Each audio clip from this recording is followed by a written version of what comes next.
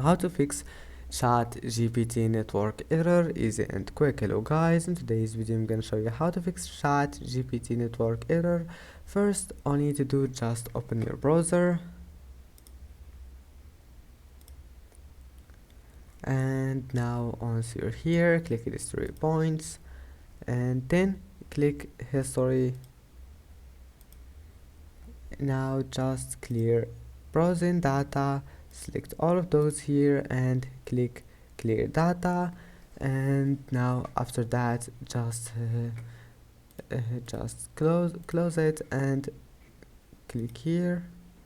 Now just turn off your Wi-Fi and turn it on again, and if you are using internet cable, just unlink it and link it again, and that's it.